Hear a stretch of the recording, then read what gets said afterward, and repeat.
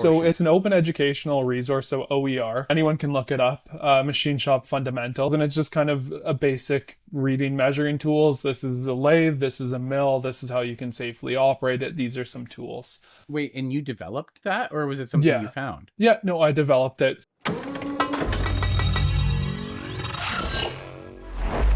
Welcome back to Machine Shop Tech Talk, or welcome to Machine Shop Tech Talk. One of the things I'm passionate about is getting involved to support the advancements of trades in your local areas. And that's kind of what we're going to dig into with my local guest. He's talking about ways he's gotten involved to support trades development in his community. And remember, when you're listening in, that these are things you can take into your own community. If you like it, by all means, copy what we're talking about and take action in your local area. Thank you so much for coming on to talk about this. So for the people that aren't familiar with you, let's get like a 60-second summary. Like, what are you up to right now? And then we'll dig into the subject and how it all connects in.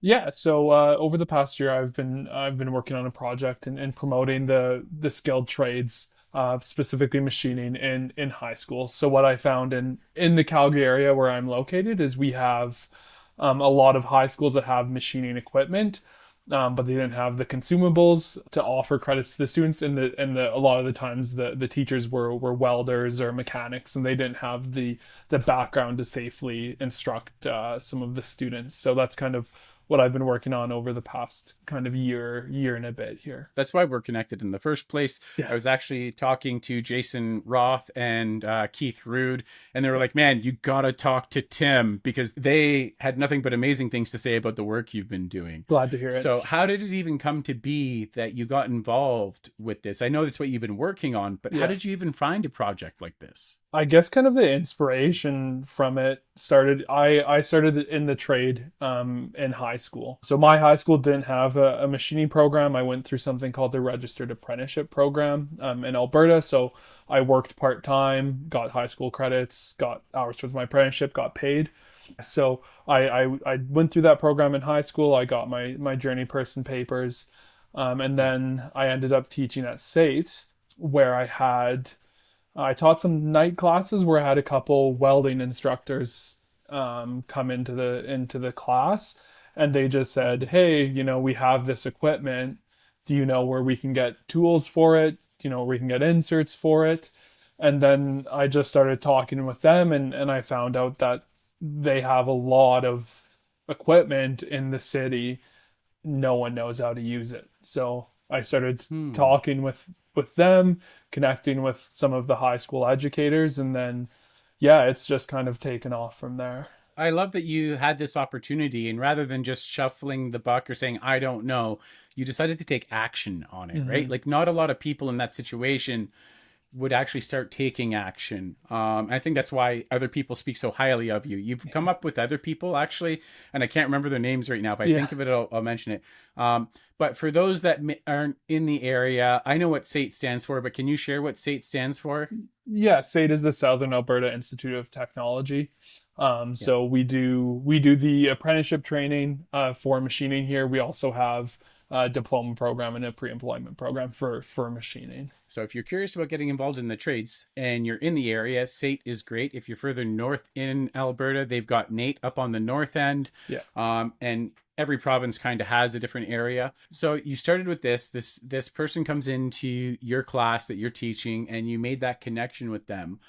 And now you've discovered all of these schools, high schools in your area that have machining equipment. They don't have qualified instructors. They have great tradespeople, it sounds like, at their schools, but they're just not machinists. Yeah. What has been some of the actions that you've had to take? I mean, you talked about finding tooling. How did you find them tooling?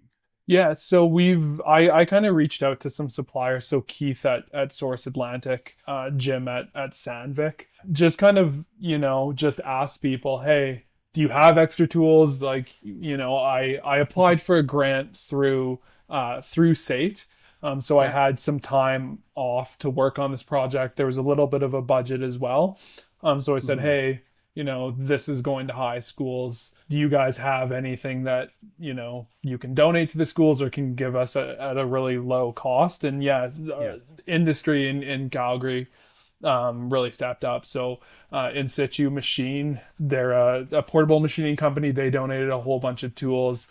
Fidelity machine. So where I worked Yeah. before, they had a bunch of chuck guards that they donated to high school. So there's just kind of everyone came together in the city Mm. and really helped out these high schools offer high machine credits to their students. I love hearing about success stories like that, right? Like it's very common, and I know I'm sure you've heard it, and the people listening have heard it, where people will complain about the state of the trades and complain about the lack of, high school involvement. But you're Hmm. a man that's bringing community together, all these different people, and actually getting people working on it. So when you've approached these companies, or when you talked to Sandvik as a Hmm. supplier, I mean, Hmm. I'm very familiar with them. I Yeah. think a lot of our listeners will be. Yeah. But, Jim's a great guy, especially supporting Western Canada like he does. Absolutely. Yeah. Did you have to say anything special? Was it hard to get them on board? Like, what did that look like? Everyone I talked to kind of just said, "Hey, we've been wanting to help out, but we don't know how. We don't have someone to quarterback it." Or so everyone, Yeah. I think everyone I talked to said, "Yeah, we can help out in one way or another." So it was an easy conversation. They were just like, "Yeah, what can we do to help?" And yeah, Oh, it's been nice. it's been amazing. For the people listening, it's not like you paid for these tools out of your own pocket or anything. No. You just started talking to the people in your Yeah. community and said, "Hey, I'm working to support these high schools." And boom, they're like, "Yeah, I want to too." Yeah. And you're able to, it's not like you have to have all the answers. It's not like you have to have all the money to get started. It doesn't sound like anyway. No. No. Yeah. People are good if they know that the tools are going to be used for a good reason, then people are more than happy to help out. It really showcases the power of, well, community in manufacturing, right? Definitely. Yeah. But also just the power of having a conversation with people Absolutely. to Yeah. shift the way things are going right now. Yeah. So have you reached out? I mean, obviously that's fantastic help from Yeah. the couple of machine Yeah. shops and to Yeah. Sandvik. Have you had anyone else that you reached out to as well to work with, or is those the main ones right now that you're working with? Yeah, those are the main ones that I'm working out with right Okay. now, and just kind of the school boards as well. So Oh, there's a okay. couple different school boards who have been really great to work with.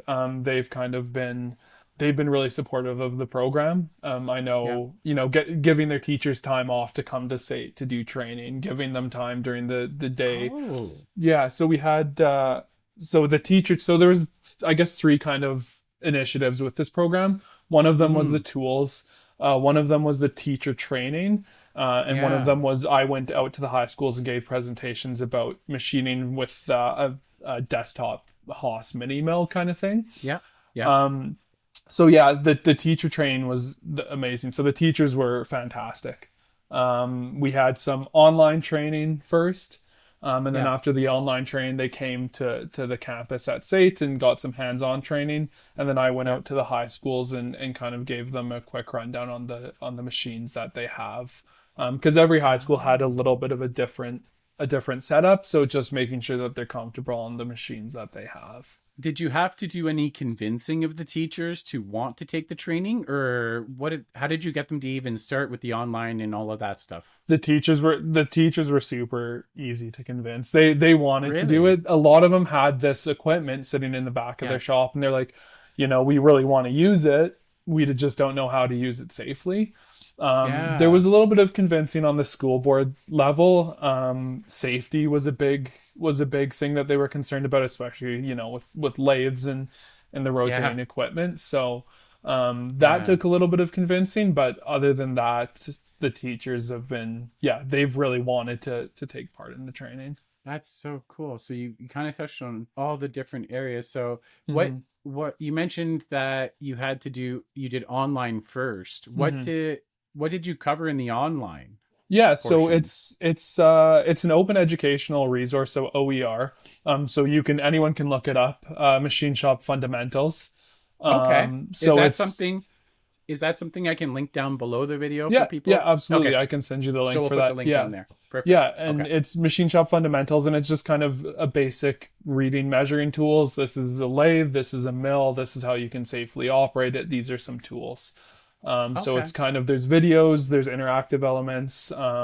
So yeah, that was also something part of what I built, and that was I think Oh it's a good wow. resource for teachers to have when I talked to them, they kind of said, "Hey, we want something that our students can use as well." Yeah. So that kind of, I don't have to register anyone in a course. It's just open online. Anyone can take it, use it, that kind of stuff. Wait, and you developed that, or was it something you Yeah. found? Yeah, no, I developed it. So Oh, jeez. there's videos. There's videos in it. There's project drawings, that kind of stuff. Oh man, so you put a lot of work into this. This is Yeah. Oh wow, I had no idea that you actually I thought you were just like mentioning you found something and but you actually developed this part of Yeah. it and you're Yeah. making it available for anyone out there that wants to check it out. Yeah, it's out there for anyone. So if there's any other schools or anyone who wants to learn, a hobbyists that want to learn about machining, you can definitely Yeah. check that out. That is super generous, dude. Like that's your intellectual property. You're just Yeah, creating and giving away to support. yeah, That shows your commitment to advancing the training, right? definitely. Yeah, and that's and SAIT has been fantastic about that. So they gave me time to work on it, and they like Nice. the platform that it's hosted on is through them and University of Alberta as well. So it's good. I've had lots of support with it. Oh man, that's so cool. I got to make sure I put that down there because Yeah, it's something anyone, because I know out here in BC we have similar issues now. Unfortunately, some of our school boards have like sold off the equipment, yeah, yeah, which is a harder thing now because we're fighting to get equipment back into the schools. yeah, But there's a couple local teachers I'm going to share that with yeah. because I know they're always looking for ways to talk about it. Thankfully, the city I'm in, Chilliwack, has a little bit more Okay, in that's the good. trades training Yeah, available. They have a wood router and they have an yeah. engine lathe. Actually, my Okay, stepdaughter got to that's use the awesome. engine lathe. Yeah, She was that's so awesome. stoked. She got to do some stick welding too, but I don't want Yeah, to. This isn't going to go. This is about focusing on ways to get involved. I just yeah, get so excited about this stuff. yeah, Uh, yeah. so, Yeah, it's great to hear. so you've got a free resource that we're going to link. Yeah, We've already said like it's just being willing to have the conversation. yeah, They don't even definitely. need to develop the curriculum now. You've already done that, Yeah, like the yeah, intro yeah, component. yeah, So when they came to do is you mentioned practical hands-on stuff yeah, as well that you brought them into SAIT to yeah, do, which thanks so much to SAIT for being able yeah, providing and facilitating all definitely. of this, Yeah, right? yeah. That's huge. So is that also part of that link, or is that something separate where you do the hands-on stuff? The hands-on was something separate. That Okay. was a one-off. I'm hoping to do some more, Yeah.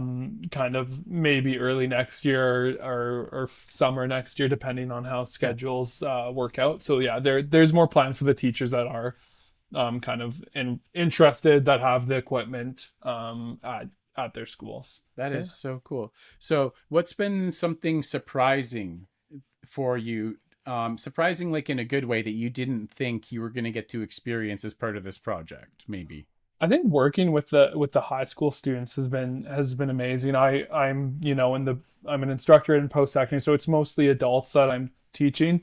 But I Yeah. went out to all of the high schools and gave a presentation about machining. Yeah. And that I think that was really cool to see. People consider the trades. I've had a couple students now in pre-employment programs that I spoke to last year, and I've seen them in the high schools. I gave the talk, and now I see them at SAIT in the machining program. Oh, That's man. that's been pretty rewarding to see. Yeah, man. Because it's all connecting the dots. So, Definitely, yeah. that was going to be my next question. You've kind of spoken to it. But it's what kind of results have you started to see out of it? Obviously, you're seeing post-secondary or secondary students coming into post-secondary now, Yeah, which is amazing. yeah. Has there been any other things that you've seen as outcomes from this process so far? I think just raising the profile of the machining trade. I Mm, think this is in Calgary. I don't know how it is in other areas of where your listeners are, but we've yeah, done, as an industry, I think we've done, and this is on me, this is on everyone, we've done a yeah. really poor job of promoting the machining trade.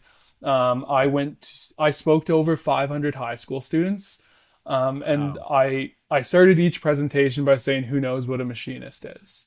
And Yeah. this is in welding shops, this is in mechanic shops. So these are students who are interested in the trades. I had two Oh, wow. people out of Real. 500 know what a machinist is. So it's not even like you're in like a biochem class or No, something. yeah, You're in a trades focused program speaking yeah, to these students. yeah, and they don't Oh, even know what a wow. machinist is. So I think Huh. just raising the profile and some stats. I think this came out. I'll have to fact check myself on this one, but I Yeah. think 10% of first year apprentices in Alberta go through the registered apprenticeship program. So those are high school students coming through, Yeah. and we had 2 out of 500 know what machining is. So I think that that's something that we really, I think, need to do a better job of in the manufacturing sector. That's everyone, to get these young people interested in machining, because I fell into machining by accident. I think, we talked earlier, you kind of fell into machine. Nobody kind of is like, yeah, I'm going to be a machinist. It's a really cool job, but there's not a lot of awareness. So I think that's been my biggest kind of, I don't know, driving factor coming out of this project, is we really need to push to do a better job of raising the awareness of manufacturing and the machining trade, in Calgary at least. Well, and I think it's North America wide. I know obviously you can only speak to your local area. I see the same thing in BC here, and I travel North America talking to it, and there's small little pockets. Wisconsin, for some reason, is doing an amazing job with the trades training and the machining awareness. That's awesome.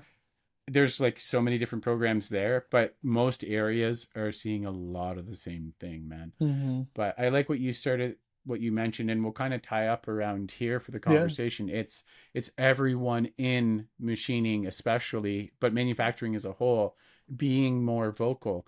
I mean, if everyone in the trades, in machining even, just spoke to one person they've never talked to about machining today, that's millions of people that would then become aware of what machining is. And if even 10% of those people are like, oh my God, I want to learn more, and then 10% of that 10%, we'd still have over 1,000 new machinists. Like that. Simply by having a conversation. Definitely. I'm so glad that we were able to share these steps, because anyone listening can now take these actions. Is there any request you might make of the people listening, or any final point you would want to share with people before we finish recording today, Tim? Yeah, if anyone has any resources, any tools, I know tons of high schools that are looking for machines and equipment, and reach out to me. I'm happy to, especially in Southern Alberta, I'm happy to connect you with high schools if you wanna get involved. That is a fantastic way to end this, Tim. Thank you so much. I am so glad that we're going to get to share this with the world. So everyone watching, you've made it this far in the conversation, okay?